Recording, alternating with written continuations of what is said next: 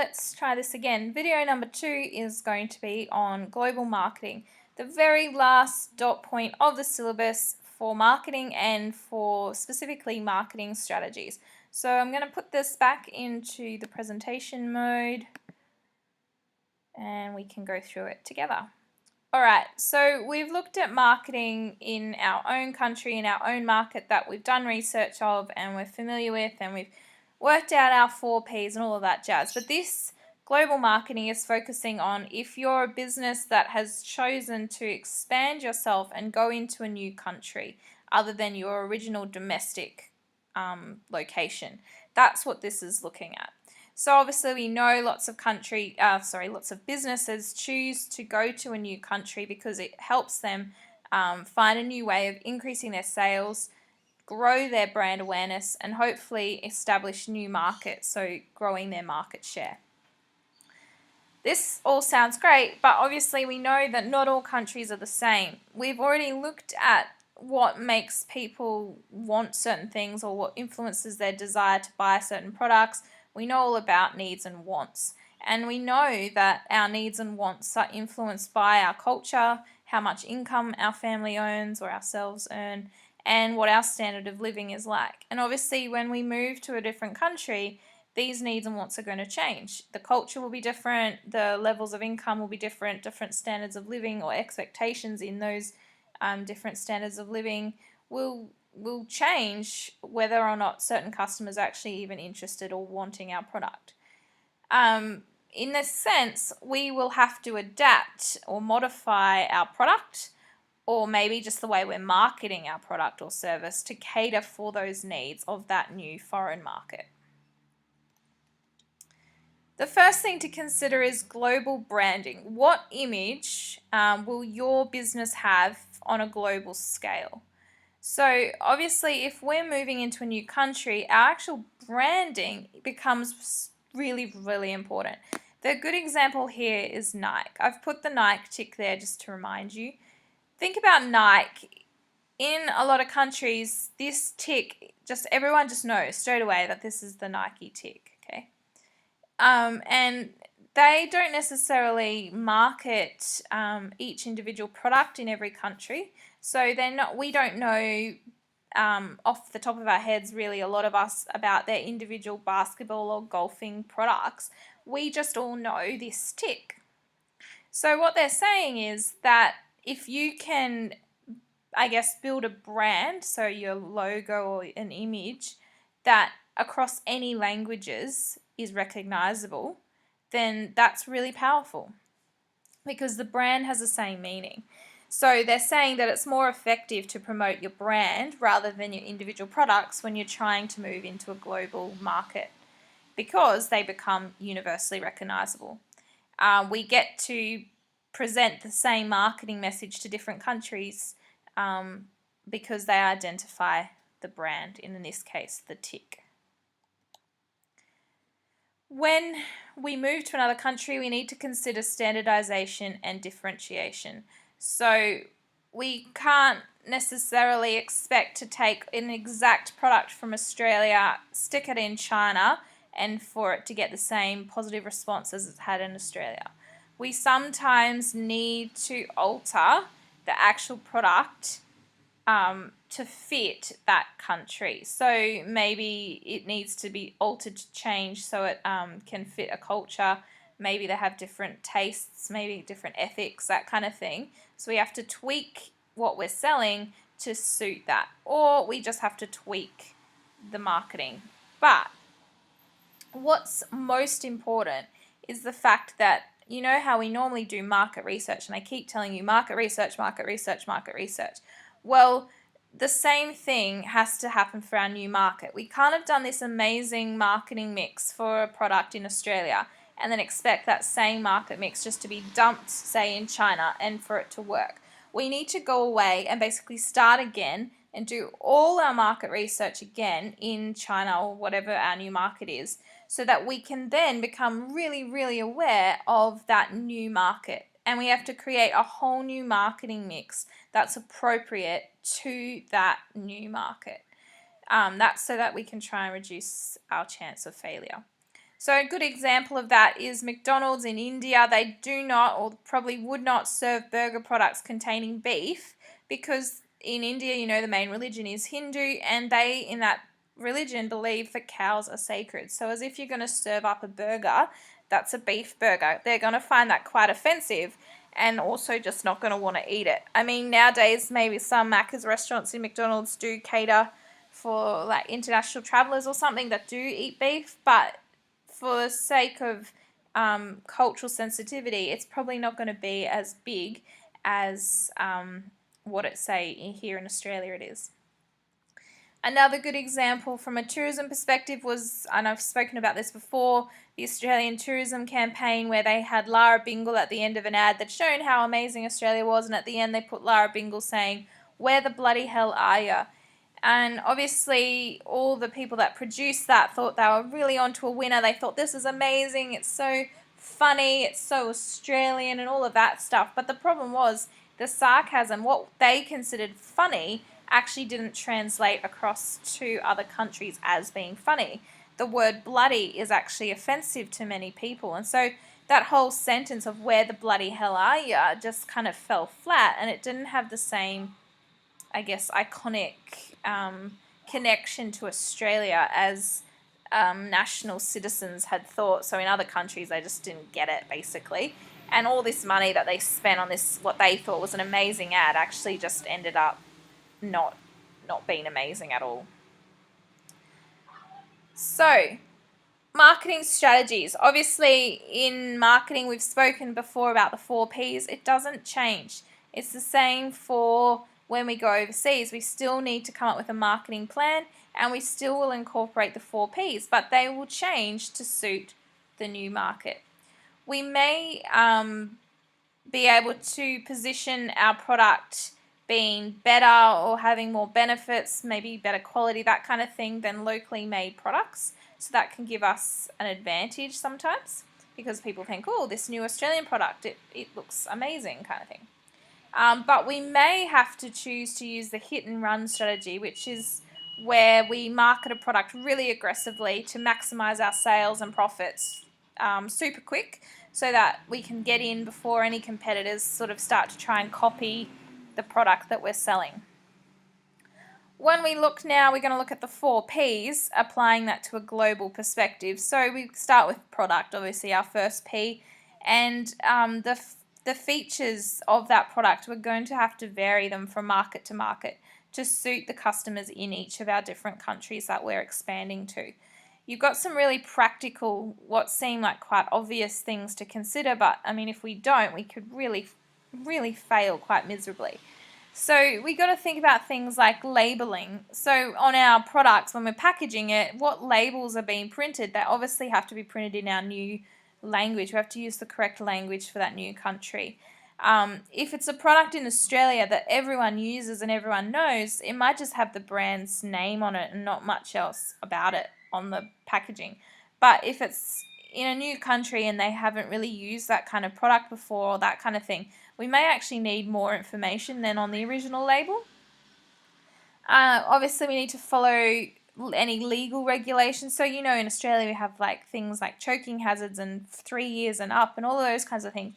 Each country will have their own sort of little things like that we have to make sure we're complying with. And obviously, our product has to be culturally sensitive for that country. So if there's something that's offensive in that country, we're obviously going to make sure we're not going to be offending people with our product. Oopsies. Uh-oh. Where am I? All right.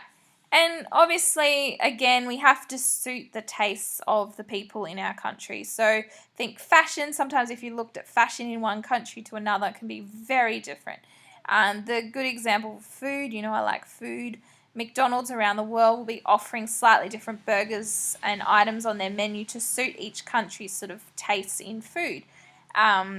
Think everyone likes beetroot on their burger here in Australia, it seems, and we've got the Aussie burger, but that might actually not sell in another country. They might think we're seriously mad for putting beetroot on a burger, and they just think that's disgusting or whatever like that. Vegemite, think how many countries would actually buy something like a Vegemite scroll.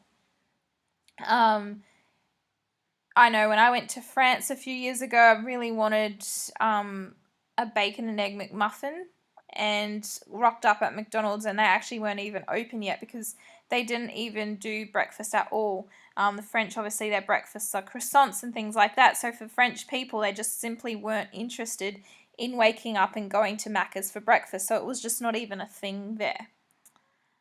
Alrighty. Then we go on to price. So obviously, the pricing strategy has to add to the reputation of the brand. We've talked about cost-based pricing, where we look at how much something costs us to make and then add some more to cover our costs. Same sort of thing, but this time we have to think about if we're exporting something overseas, we've got maybe some extra packaging, the transport costs are going to be higher, we've probably got to insure the products as they get transferred, we've got extra documentation, and then we've got currency change. So going from the Australian dollar into another dollar or another type of currency is going to maybe make us lose money. So we have to take all of those things into consideration and make sure that the price that we're charging in our new country is actually covering all of those things. Because of the elevated costs, sometimes it is hard to be competitive with our pricing. But I guess working to the advantage of that is if customers perceive the product as value for money or exclusive, so like, oh my goodness, it's come from Australia, it must be amazing, then that prestige or that novelty, I guess, helps us not have to worry about competing with lower prices because there's still interest in us for other reasons. One of the key pricing strategies we've all already learned about is penetration pricing, and that's definitely a strategy that might be used in a global sense because we're trying to enter a new market, and that's a strategy that we already know is used when entering new markets. So take note of that. Promotion, obviously this with the product, the 4 Ps, product and promotion, these are the ones that we're going to probably be most obvious to us, that we need to really take into consideration the cultural needs of the new country. So we obviously can use a variety of different promotion methods, like are we going to advertise on the TV, are we going to advertise on a billboard, newspaper, the radio, that kind of thing. But we really need to understand what the marketing needs or the differences for that country are in advertising. So we need to think about language. Obviously, if we're suddenly in a new country, an English ad might not be quite good enough. They're not going to understand what we're selling. We need to think about, are there any religious things? So obviously, if we're going to a country where females are expected to be dressed modestly and covered up, then sticking a billboard of a girl in a bikini is not going to go down well. And we need to think about their culture as well. Obviously, we know language can be a problem because sometimes names and words don't translate literally across to give the same meaning. And because of this, names can end up being meaningless. They can actually end up being embarrassing, or actually worse, more than that, they can actually become offensive. So for this reason, we might decide it's actually easier just to outsource our advertising to someone locally because they already understand the cultural cues of that area, and they obviously have a better grasp of the language and can help navigate translating it from one language to another. We've obviously seen some signs and things maybe on Facebook or on Google and that kind of thing, or even maybe you've been overseas before and seen it for yourself where something's been tried to translate into English and it doesn't quite work out. Some of them are a little bit offensive, so I haven't been able to include them here, but these are some pretty G-rated ones that I was able to find for us. So this one, obviously, they've thought about needing disabled toilets and things for people, some disabled facilities, but they've literally translated it as a deformed person. Now, obviously, that would be highly offensive to someone that is actually suffers from something or has a disability of some sort. They would find that maybe a little bit offensive. Maybe they would just be okay. They know that it's been literally translated, but it's not ideal. We've got here, take luggage off foreigner, no charge. You've got some tasteless coffee over here. Delicious. And here, I quite like this one. We've got the fee-man and the mailman going the toilet signs. And this one obviously didn't really know what a banana was, the word for it, so they've called it curved yellow fruit. All right. Final one is distribution channels or place. Obviously, if we've gone into a global market, we perhaps the internet with our online shops are technically 24/7. So we could be sleeping here in Australia, but over in England, someone's on our website shopping our products. So it's obviously makes us more accessible to more locations, and more countries can buy our product from their own comfort of their own lounge room. With this in mind, we really need to have good relationships with local distributors to ensure that our products are looked after, they're delivered on time, all of those things we discussed earlier in distribution. We have to make sure, because we're relying on a new person, a new like a new supplier, I guess, to help us get our products to people. So we need to make sure that they're trustworthy and reliable distributors. All right, the final little dot point under global marketing is competitive positioning. So that's where we basically find a way to differentiate our business from the competitors and develop strategies to create value from these differences. So when a customer sees that we're different to our competitors, they think of it as a good thing, so that we can use that as an advantage for our marketing. And because we're using our differentiation as our selling point, I guess, the business doesn't have to spend as much time or money developing brand awareness, because there's already people attracted to us for being different. There's 3 things they break this into. They give it the heading of value propositions, and then there's 3 separate subheadings. So the first subheading is operational excellence. So this is considered basically, I guess, when they're saying operational excellence, they're looking at excellence being efficiency. So are you able to run your business on a low cost structure? So you do everything super efficiently, so that you're reducing costs to the bare minimum that they need to be. And obviously, in this sense, if you're doing everything at a really low cost way, you can pass on cost savings to the consumers. So obviously, this would be reflected from the customer's point of view, that they're getting lower prices. A good business example for this, I think, would be Aldi supermarkets. Obviously, the way they are running their entire business is to make everything as cost effective as possible. They just, even the way they leave stuff on their shelves, it's not, think like a normal supermarket like Woolies versus Aldi, just the way it looks, the way they present their stuff, the fact that when you go through and buy your products, they're really quite, they're quick. They time their employees on how quickly they can scan things through. They're not taking the time to pack things into bags and that kind of thing. You're expected to move it away and pack it yourselves in a different location so they can keep serving the next customer. All of that is about being super efficient and saving money, and they pass that on to you by arguing that their prices are lower than the other supermarkets. Customer intimacy is an interesting one. Some people would argue that it's, I guess, violating privacy and a bit unethical. But what it is, it's about businesses really getting to know the shopping habits of their customers, knowing what they like to buy, when they buy, how they buy, all of that kind of thing, so that they can really develop strong marketing strategies that tick all the boxes for that particular person's shopping habits. And by doing that, they can develop quite a good intimate relationship with their customers in terms of knowing their buying behaviour. Good examples of this are Woolworths and Coles. Their loyalty cards. You've got the Everyday Rewards card, the nice orange card from Coles, and then you've got your Flybuys at... Woolworths got the orange cards and Coles has got the Flybuy cards. So what they can do is, every time you shop and you scan that card in, they're kind of taking note of what products you're buying, how much you're spending, what time of day is it that you're shopping, all of those kinds of things they're taking note of. And you might find then that they might say, oh, this person's buying a lot of gluten-free products, so next time there's a promotion on gluten-free things, they might personally contact you via email and that kind of thing to let you know of that particular promotion. They might actually, I know Coles does it sometimes where they actually send you an email with specials for just for you based on your shopping.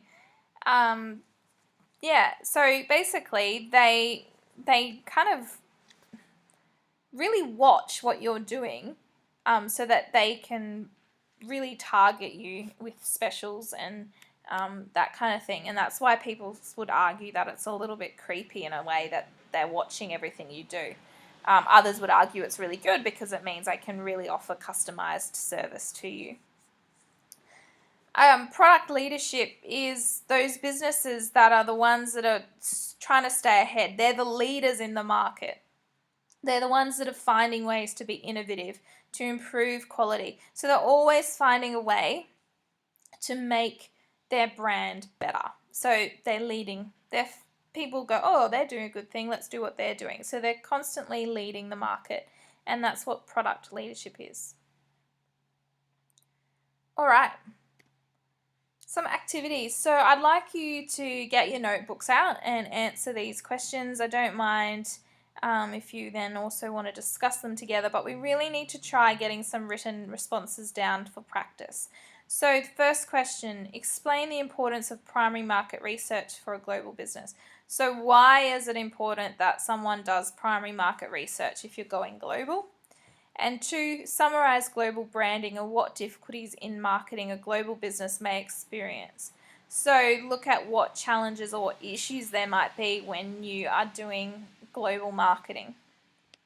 All right, I'm going to stop recording this. You can go back and look at the PowerPoint if you need to, but make sure you do get some answers written down in your books for these questions, and I will speak to you soon. Bye.